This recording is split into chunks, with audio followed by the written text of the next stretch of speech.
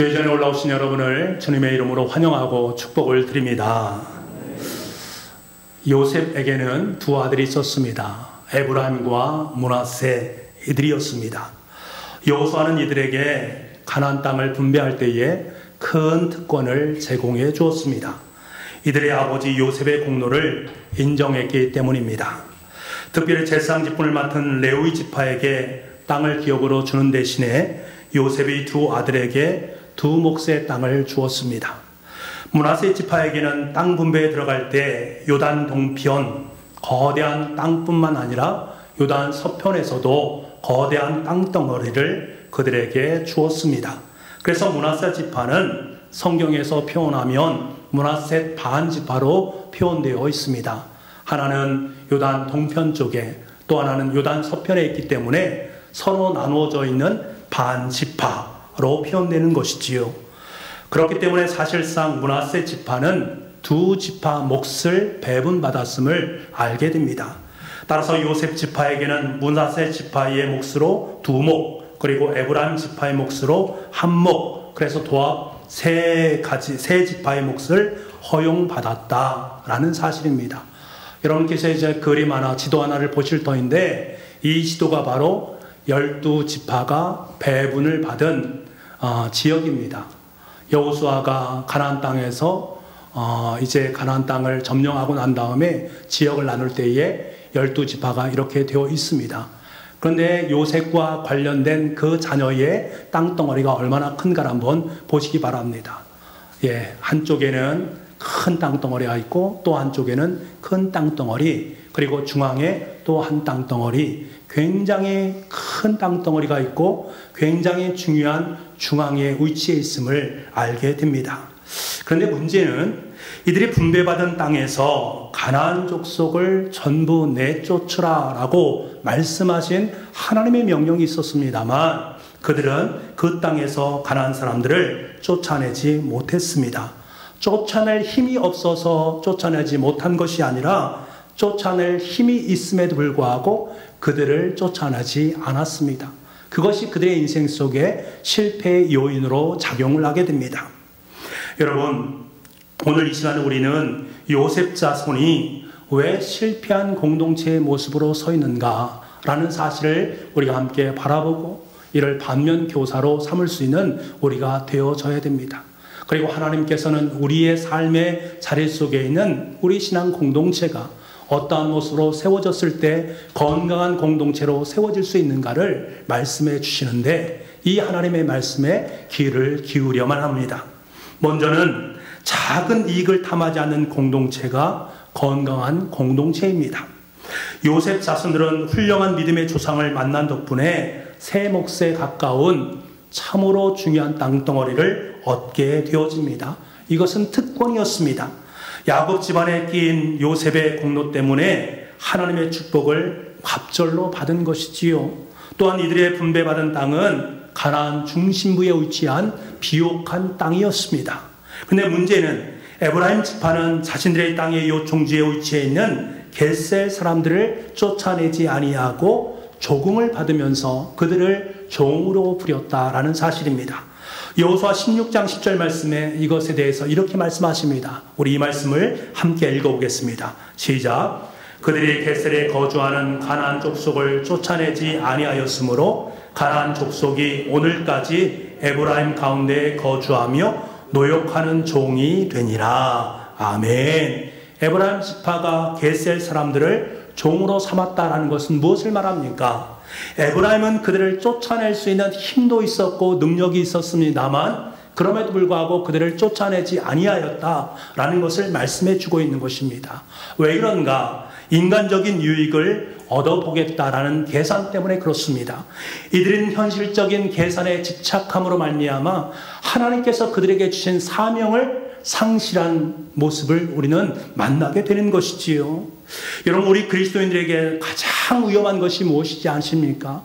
저와 여러분의 삶의 자리 속에 가장 위험한 것이 무엇인가? 그것은 세상의 유익 때문에 그 세상의 유익을 탐하다가 그것을 내 인생의 지혜와 함께 타협하는 것, 그것이 바로 가장 위험한 것이라고 할 수가 있습니다. 세상적인 유익을 위해서 죄와 타협하는 모습, 하나님께서 그것을 정말로 원하지 않습니다. 어떻게 보면 에브라임 지파에 있어서 겟셀 족속은 작은 이익을 창출하는 집단입니다. 이들은 종으로 노역을 시킴으로 말미암아 자신들에게 조그마한 이익이 떨어질 수가 있습니다. 하지만 여러분, 그 결과는 어떠한 결과를 낳습니까? 이 겟셀 족속은 후에 사사시대를 지내면서 이스라엘 민족을 영적인 문화를 타락시키는 주요한 인물들이 되었습니다. 끊임없이 이스라엘을 괴롭히는 암적인 세력으로 존재하게 되어집니다. 그래서 사사기 2장 3절 말씀에 보면 쫓아내지 않고 남겨준 겟셀 족속이 이스라엘 백성들의 옆구리에 가시가 되었고 나중에는 올무가 되었다라는 말씀을 해주시고 계십니다. 여러분, 우리가 하나님께서 허락하신 사명을 외면하고 자신의 이익을 위해서 조그만 이익을 탐하게 된다면 그 당시에는 자신에게 이익이 되는 것처럼 보입니다만 궁극적으로 결론적으로는 그것이 그 인생의 올무가 되어진다라는 이 사실을 분명히 기억할 수 있어야 됩니다. 어디 에브라임 지파만 그렇게 했습니까? 나머지 요셉 자손인 므낫세 지파도 마찬가지였습니다. 이들 역시 자기 영토 안에 있는 가나안 민족을 완전히 쫓아내지 못하고 있습니다. 여호수아 17장 12절 말씀에 이에 대해서 이렇게 말씀하십니다. 우리 한번 읽어보겠습니다. 시작. 그러나 므낫세 자손이 그 성읍들의 주민을 쫓아내지 못하매 가나안 족속이 결심하고 그 땅에 거주하였더니, 가나안 사람들이 요즘 말로 하면 배째라는 식으로 강력하게 나갔다라는 거예요. 이 강력하게 나가는 그 사람들의 모습을 보면서 어쩔 수 없이 적과의 동침을 선택했다라는 것을 말씀하고 있습니다. 결국 가나안 사람들이 저항 앞에서 싸우는 것보다는 실익을 추구하는 것이 좋다라고 판단하게 되었고, 그래서 그들을 내어쫓지 아니하고 함께 더불어 살아가게 되었다라는 것이지요. 여러분, 우리가 하나님의 사명을 감당하다 보면 참 만만치 않은 저항 세력을 만날 때가 있습니다. 그때 좋은 건 좋은 거야, 좋은 게 좋은 거 아니겠어? 라고 질끈 눈을 감고 쉽게 타협을 해버리는 경우들이 있습니다. 자신 앞에 놓인 작은 이익을 바라보느라 정작 저항해야 될 그분에 저항하지 못하고 그것을 그냥 받아들이는 것을 보게 됩니다. 하나님은 이것을 죄라고 말씀하고 있습니다. 그로 인해서 그동안 쌓아놓은 모든 명성이 하루아침에 와르르 무너지는 모습을 보게 되는 것이지요. 여러분, 이러한 결과는 철저히 공동체의 파괴로 이어지게 되어집니다. 실패하는 공동체는요, 힘이 없어서 실패하는 것이 아닙니다.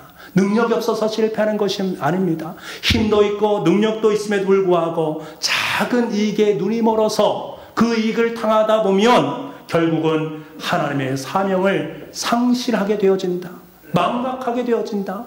그것이 바로 실패한 공동체의 모습입니다.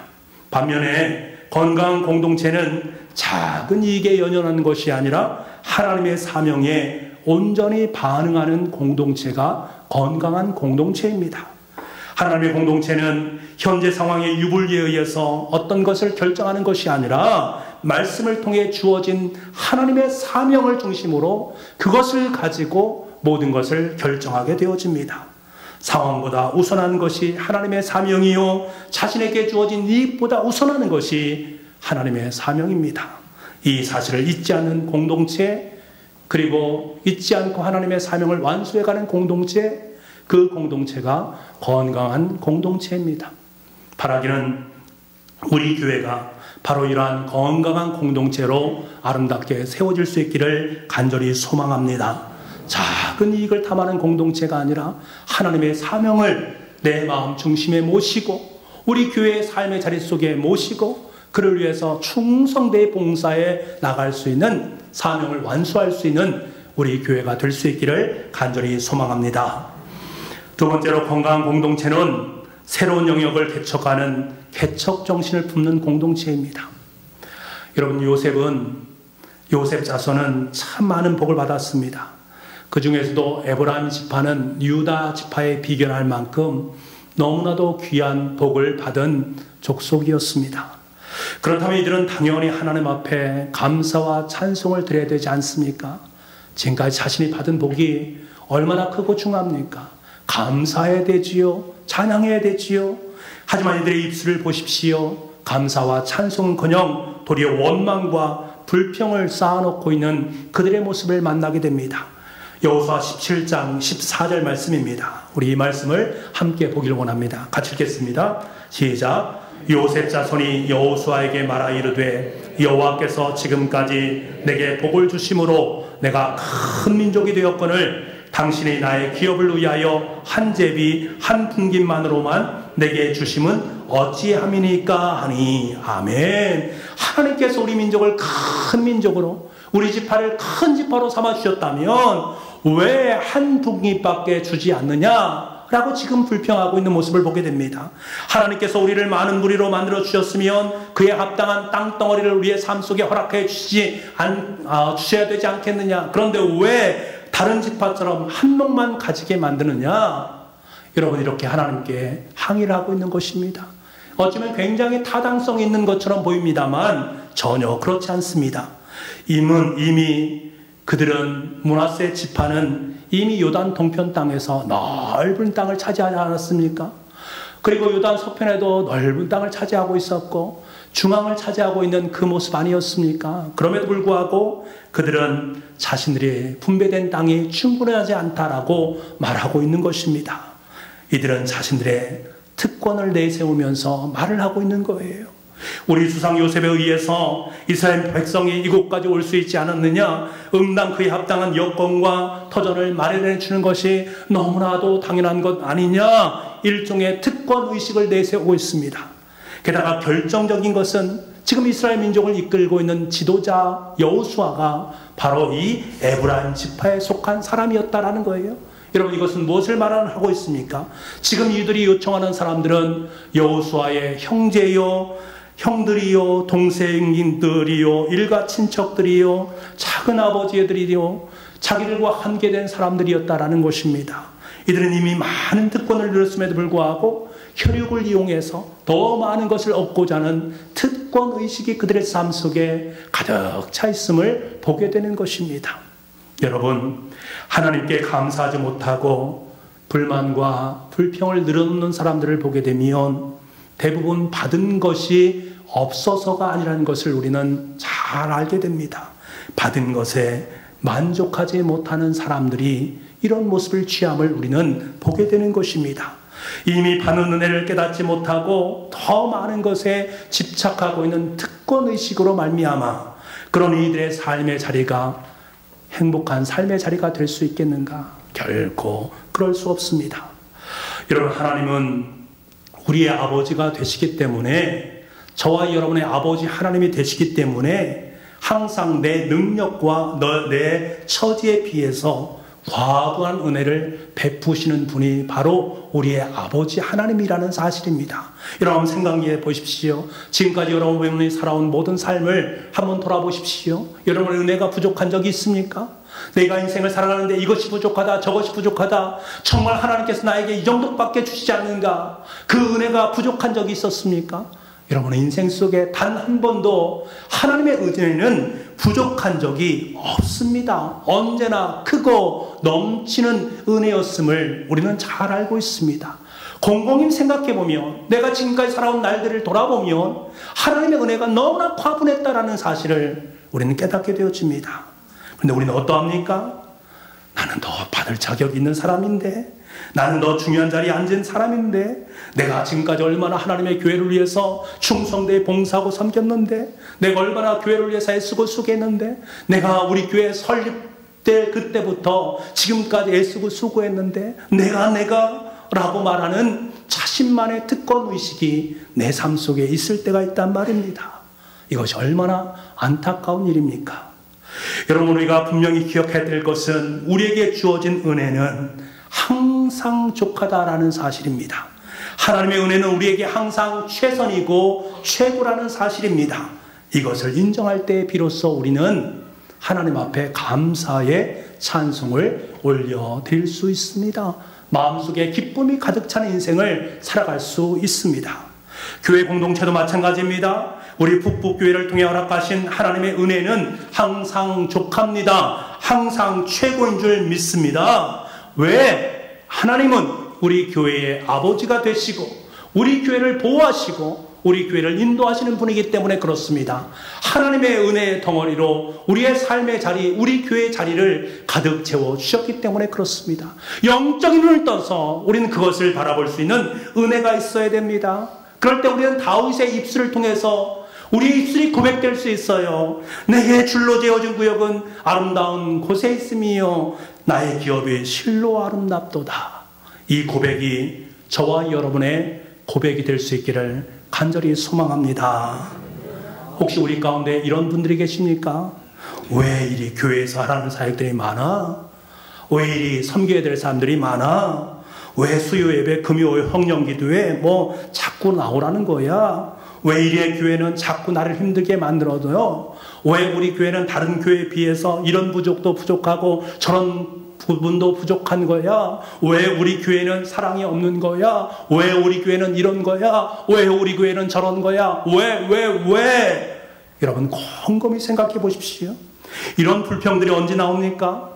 하나님의 은혜와 사명이 불붙을 때는 이러한 불평이 나오지 않습니다. 하지만 자신에게 주어진 하나님의 은혜와 사명이 망각되어지게 되어지면 사단이 역사하기 시작하는 거예요. 그의 입술을, 그의 마음 중심을 계속해서 자극하게 됨으로 말미암아 하나님의 은혜를 잃어버리고 사명을 잃어버리게 만들어서 불평과 불만을 쏟아놓게 만들게 하는 것입니다. 여러분 혹시 여러분의 마음속에 불편한 마음이 계십니까? 한번 여러분의 마음을 들여다보시기 바랍니다. 나에게 지금 하나님의 은혜가 가득 차 있는가? 하나님의 사명으로 내 삶이 불타고 있는가? 내가 그 하나님의 은혜와 하나님의 사명을 가지고 하나님 나라를 위해서 내가 살아가고 있는가? 내 자신에게 질문을 던져보시기 바랍니다. 답은 너무 쉽게 여러분의 삶 속에 주어지게 되어집니다. 여러분 하나님께서는 감사와 찬송의 자리에 앉아있음에도 불구하고 더 많은 특권을 요구하고 있는 그 불평을 쌓아놓고 있는 사람들에게 여호수아를 통해서 강력하게 일침을 놓습니다. 그 일침의 말씀이 여호수아 17장 15절 말씀입니다. 우리 말씀을 함께 읽기를 원합니다. 같이 보겠습니다. 시작. 여호수아가 그들에게 이르되 내가 큰 민족이 되므로 에브라임 산지가 내게 너무 좁을진데 브리스 족속과 르바임 족속의 땅 살림에 올라가서 스스로 개척하라 하니라. 아멘. 여러분 여호수아의 대답은 너무나도 선명하고 분명합니다. 하나님의 대답은 너무나도 선명하고 너무나도 분명합니다. 좁다면 내가 스스로 가나안 저 족속 있는 산으로 올라가서 그 산을 개척하라 라고 말씀하고 계십니다. 우리는 잘 알고 있습니다.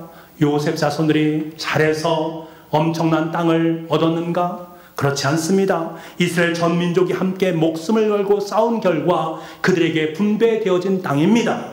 그런데도 불구하고 감사할 줄 모르는 거예요. 불평과 불만을 쏟아놓는 거예요. 그러니까 얼마나 안타까운 모습인가. 그러한 그들에게 하나님께서는 여호수아를 빌려서 말씀하시는 것입니다. 너희가 하나님이 주신 은혜를 망각하고 있구나. 가서 내 스스로 땀을 흘려서 싸워서 땅을 한번 쟁취해 보아라. 하나님의 은혜가 얼마나 컸다라는 것, 비로소 그것을 알게 될 것이다. 비로소 하나님께 감사드리고 찬송하게 될 것이다 라고 말씀하고 있는 것입니다. 여러분 에브라임과 므낫세 지파는 낮은 평지에 머물면서 그곳이 좁다라고 불평하고 있습니다. 그들에게는 높은 산지 황무지가 있고 펼쳐놓으신 하나님의 선물이 있습니다. 하지만 올라가려고도 개척하려고도 하지 않습니다. 낮은 곳 밋밋한 현지에 현실에 안심하고 있는, 또 안주하고 있는 그들의 모습을 우리는 보게 됩니다. 나는 하지 않으면서 누군가 해주면 될 것이다 라고 생각하는 염치 없는 인생 그 자체의 모습입니다. 이것으로 문제가 해결될 수 있을까? 결코 해결될 수 없습니다. 이 문제를 해결할 수 있는 방법, 여호수아의 명령, 하나님의 말씀에 있습니다. 18절 말씀입니다. 우리 이 말씀을 함께 읽겠습니다. 시작.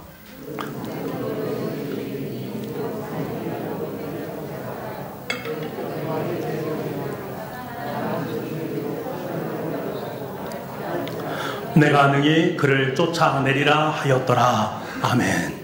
그 해답이 어디에 있습니까? 내가 개척해라. 내가 스스로 개척해라 라는 것입니다. 개척한다는 말은 창조하다, 나무를 자른다라는 의미입니다. 다시 말해서 나무를 베고 숲을 개간해서 너희들의 영역을 더욱더 넓혀가라 라는 것입니다. 가나안 족속을 내몰아라 라는 말씀입니다. 요셉 자손들이 이렇게 적극적인 개척 정신을 가지고 땅을 일구어 나갔다면 나 지금 비좁다, 나 지금 부족하다, 불평이 나올 수 없다라는 말씀입니다. 지금 여호수아는 요셉 자손들에게 산지와 황무지를 개척하라라고 말하고 있습니다. 막강한 철병거가 있는 곳, 무수한 나무들이 있는 험지, 그곳을 사력을 다해서 개척하라. 철병거를 물리치고 나무를 베고 숲을 개간할 수 있는 도전정신을 발휘하면서 그곳을 개척하라. 내가 그것을 할 수 있도록 너희들에게 능력과 힘을 허락해 줄 것이다. 이것이 바로 문제의 해결의 방법입니다. 저는 연예인 중에 참 존경하는 분이 계십니다. 키도요 조그만 하시고요, 얼굴 갖고 말씀드리면 그렇지만 얼굴의 모습도 별로 볼품이 없는 그러한 분처럼 여겨집니다. 그에게 한 가지 장점이 있다면 호쾌하게 웃어버리는 웃음, 한 웃음이 있습니다. 저는 그 웃음에 매료가 되었는데요, 그분은 탤런트 전원주 씨라는 분입니다. 아마 여러분도 잘 아실 것입니다. 조그만 어르신, 지금은 나이가 굉장히 많이 드신 분입니다. 한 번은 그분이 서울여자대학교에서 투쟁과 성공 그리고 끝없는 도전이라는 강연을 했는데 그 강연 내용이 저에게 큰 감동을 주었습니다. 그래서 이 시간에 여러분께 그 내용을 제가 읽어드리겠습니다. 너무 많은 것들이 힘들게 보이는 요즘 같은 상황에서 여러분들을 보면 대단하게 느껴집니다. 연예인 세계도 엄청나게 경쟁이 치열합니다. 방송국에 연예인만 1600여 명이 있고 그 중에 대다수가 무명입니다. 다 아시겠지만 무명 시절은 기약도 없고 항상 배가 고픕니다. 제가 키가 이렇게 작은 것은 어렸을 때 못 먹고 일을 많이 해서 그렇습니다. 제가 뭘 할까 하다가 당시 동아방송에서 공모했던 성우 모집을 응하게 되었습니다. 하나님은 너무나도 공평하셔서 나는 목소리 하나는 타고났습니다. 프로그램을 맡아서 방송을 하는데 목소리가 너무 고와서 꽤 인기가 있었습니다. 내 목소리만 듣다가 얼굴 한번 보겠다라고 방송국에 와서 내 얼굴을 보고 졸도한 남자가 여럿이 있었습니다. 제가 성장해서 연예인 생활하면서 가정부 역만 20년을 맡았습니다. 주인 마님은 강부자, 여운계, 삼위자 등으로 수도 없이 바뀌어도 나는 영원히 가정부였습니다. 많은 사람들이 내게 대졸 출신이다 라고 내가 말을 하면 목젖이 보이게 놀랍니다. 마님 역할은 비스듬히 앉아서 밥상 드리거라 하는 말 한마디만 끝나면 되겠지만 가정부 역할을 맡은 사람은 밥상을 들고 방문을 10번 이상 들락날락거리고 상이 바닥에 소리 안 나게 놓아야 하는 등 여러 가지 모습으로 말미암아 노동도 아닌 노동을 해야만 했습니다. 게다가 애까지 업은 채로 밥상을 나는 여기 있는 날이면 정말로 중노동이었습니다. 그러고도 집에 와서 그 장면 하나라도 보려고 TV를 켜면 안 나올 때가 부지기수였습니다. 편집된 것입니다. 우리는 방송이 편집되면 그나마 한 푼 출연료조차 받지 못하던 시절이 있었습니다. 아들놈이 초등학교를 졸업하는 날이었습니다. 아들놈이 보고 싶고 축하해주고 싶어서 학교에 갔는데 아무리 돌아보아도 보이지 않기에 집에 왔더니 벌써 와 있는 것입니다. 그때 아들 녀석이 이렇게 말합니다. 엄마는 뭐하러 학교에 와가지고 망신을 시키고 그래. 저는 묻지 않아도 잘 알 수 있습니다. 애들이 나를 보고 식모 왔다라고 놀렸을 게 분명합니다. 그때 나는 정말로 탤런트 생활을 때려치울까 밤을 새며 고민했습니다. 사람은 밝고 긍정적이어야 하는데 나는 그렇게 연예계 생활에서 그 오랜 세월 빛 한 번 못 보고 구박만 받고 지내다 보니 항상 우울하고 사람들과 말도 않고 혼자서 중얼중얼하는 습관이 생겼습니다. 그래서 별명이 쭝얼이었습니다.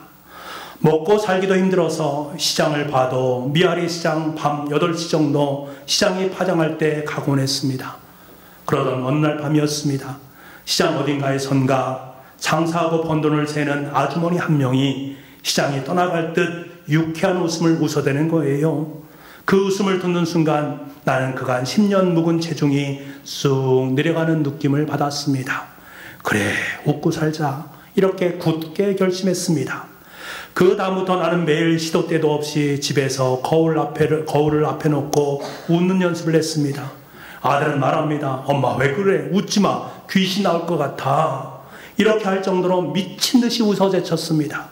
그래들이 10일 만에 웃음소리가 시원하게 터지는 것입니다.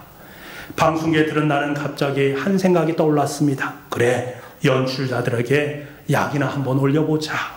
연출자 대기실에 연출자들이 20명 정도 모였을 때를 기다려서 나는 문을 살그시 열고 달려가서 갑작스럽게 와하하 하고 사무실이 떠나가라 웃어주고는 뒤도 안 돌아보고 도망을 왔습니다. 나오는 내 눈에 눈물이 고였습니다. 내가 이 나이에 이런 짓까지 해야 되는 거야? 라고 하면서 눈물을 흘렸습니다. 그런데 어느 날 새 드라마를 방송하게 되는데 조연 중에 한 명으로 내가 발탁이 되었습니다. 시골의 순박한 아주머니 역할이었는데 시골 아주머니들은 통상적으로 목소리 크고 웃음도 잘 웃어야 하는데 연출자들이 혼비백산하도록 웃어젖혔던 그날의 내 행동이 인상 깊게 남아있다가 드라마 성격에 전원주 씨의 웃음이 딱이다 라는 의견이 터져나온 것입니다. 그 드라마가 바로 그 유명한 대추나무 사랑관련내였고 장장 7년 6개월을 장수한 대히트 드라마가 되었습니다. 거기에서 드디어 나는 뜨게 된 것입니다. 그만큼 방송국에서의 경쟁은 엄청나게 치열한 것이고 나도 죽을 힘으로 경쟁을 했던 것입니다. 여러분, 사랑하는 성도 여러분, 어찌 보면 전원주 씨는 연예인으로서 갖춰야 될 조건들을 갖추지 못한 분입니다. 여러분이 보아도 그런 면이 없지 않아 있지 않겠습니까? 얼마나 열등감이 컸겠습니까? 얼마나 힘든 과정을 겪어야만 했겠습니까? 하지만 그녀는 평지에 있는 것들에게서 유익을 찾지 않았습니다. 새로운 영역인 산지와 황무지를 바라보면서 웃음이라는 영역에 대한 개척 정신을 삶의 자리 속에 들여놓게 되었습니다. 그런 그곳을 점령하게 되었고 마침내 한 웃음의 대명사로 등극하게 되었습니다. 여러분, 우리에게도 이것이 필요합니다. 주님께서 오늘도 우리에게 새로운 곳을 향한 도전정신을 갖기를 원하고 세상을 개척하기를 원하고 계십니다. 여러분이 개척되어야 될 그곳은 과연 어디입니까? 여러분의 내면일 수도 있고 여러분의 외면일 수도 있습니다. 자신의 내면 속에 있는 산지와 황무지, 그리고 내 인생 밖에 펼쳐져 있는 점령되어져야 될 황무지와 산지가 있습니다. 여러분, 그것이 무엇입니까? 여러분은 이 시간에 그것에 응답을 해야 됩니다. 우리 교회는 그것에 응답을 해야만 합니다. 코로나19 상황으로 모든 것이 위축되어져 있는 상황 속에 있습니다. 어찌 보면 이런 것들이 전도의 문을 닫게 만드는 요인처럼 보입니다. 세상엔 점점 더 높은 산지와 황무지로 변해가고 있습니다. 어떻게 이런 상황 속에서 이 귀한 것들을 감당할 수 있을까? 어떻게 하나님의 사명을 감당할 수 있을까? 마음속에 자괴감이 들 수도 있습니다. 하지만 하나님께서는 저와 여러분에게, 우리 교회에게 내가 스스로 개척해라, 내가 스스로 개척해야 된다라고 말씀하고 있습니다. 여러분, 산지와 황무지는 반드시 개척되어져야만 합니다. 왜? 하나님의 땅으로, 하나님의 나라로 변화되어져야 되기 때문입니다. 이를 위해서 하나님께서는 저와 여러분을 이곳에 불러주셨고 우리 교회 속에 하나님의 사명을 허락해 주신 것입니다. 그렇다면 코로나19 위기 상황 속에서 우리가 개척해야 될 산지는 과연 어디인가? 먼저는 내 마음속에 원망과 불평이 뒤엉켜져 있는 그곳입니다. 그 살림이 개척되어져야만 합니다. 여전히 주님을 믿지 못하는 우리의 남편과 아내, 자녀, 부모, 형제들입니다. 여러분 주위에서 여전히 주님을 알지 못하는 분들이 개척해야 될 대상이 될 수가 있습니다. 내 삶의 곳곳에 개척해야 될 산지가 산지되어 있음을 우리는 너무나 잘 알고 있습니다. 주님께서는 이것을 아십니다. 그래서 저와 여러분을 부르셨고 저와 여러분에게 사명을 허락하셨고 그 사명을 완두할 수 있는 힘과 능력을 공급해 주셨습니다. 사랑하는 북부가족 여러분, 우리가 산지와 항우주로 나아갈 수 있는 것은 혼자 힘만으로는 불가능합니다. 그곳에는 강력한 철병거와 험준한 산지가 놓여 있습니다. 이것을 극복할 수 있는 힘은 무엇입니까? 우리가 함께 연대해 나가는 믿음의 힘입니다. 저의 믿음, 여러분의 믿음, 우리의 믿음이 함께 연대해서 그것이 능력과 힘을 발휘할 때 하나님의 산지는 하나님의 산지로, 하나님의 땅으로 아름답게 바뀔 수가 있는 것입니다. 우리의 믿음은 힘이 있습니다. 능력이 있습니다. 어떤 철병거가 포진된다 할지라도 넉넉히 뚫고 나갈 수 있습니다. 성령 하나님께서는 우리가 그것을 감당할 수 있도록 우리에게 힘과 능력을 베풀어 주시기 때문입니다. 우리는 이 믿음의 힘으로 서로 격려하고 서로 칭찬하고 서로 힘을 불어넣어야만 합니다. 함께 성령의 역사를 구하면서 기도하는 믿음의 식구로 세워질 수 있어야 됩니다. 그럴 때 우리 교회는 더 건강한 하나님의 교회로 아름답게 세워질 수 있습니다. 여러분, 이제 성령님의 도우심을 말미암아 여호수아를 통해 들려주셨던 음성, 내가 스스로 개척하라 라는 이 음성을 마음속에 품고 우리 함께 저 철병과 있는 세상으로 나아갈 수 있는 우리가 될 수 있기를 간절히 소망합니다. 우리에게 믿음이 있습니다. 함께 더불어서 역사하는 성령의 강력한 역사하심이 있습니다. 하나님은 새로운 역사를 써내가기 위해서 저와 여러분을 이곳에 불러주셨고 저와 여러분을 역사의 주인공으로 새롭게 세우시기를 원하시고 계십니다. 이 아름다운 부르심에 기쁨으로 응답할 수 있는, 그래서 저 세상 속에 하나님의 땅을 창출해 나가고 하나님의 땅을 더욱더 확장시켜 나가는 저와 여러분의 생이 될 수 있기를 간절히 소망합니다. 기도하겠습니다. 아버지 하나님, 우리 북부 공동체 속에 작은 이익을 위해 죄와 타협하는 어리석음이 없게 하여 주옵소서. 하나님 앞에서 우리 공동체가 갖춰야 될 자세가 개척정신을 결코 잊지 않는 우리가 되게 하여 주옵소서. 우리의 눈을 들어 산지를 바라보라고 말씀하시는 아버지 하나님, 우리가 바라보아야 될 산지가 어디입니까? 여전히 믿지 않는 내 가족이 될 수 있습니다. 우리가 문제라고 여기는 삶의 난제들일 수 있습니다. 이 청주지역에 믿지 않는 영혼들일 수 있습니다. 이들을 바라보면서 나무를 베고 숲을 개간할 수 있는 능력을 덧입혀 주옵소서. 기도와 간구로 성령님의 도우심을 구하면서 날마다 건강한 공동체로 세워질 수 있는 우리 교회가 되게 하여 주옵소서. 모든 말씀을 예수님의 이름으로 기도하옵나이다. 아멘.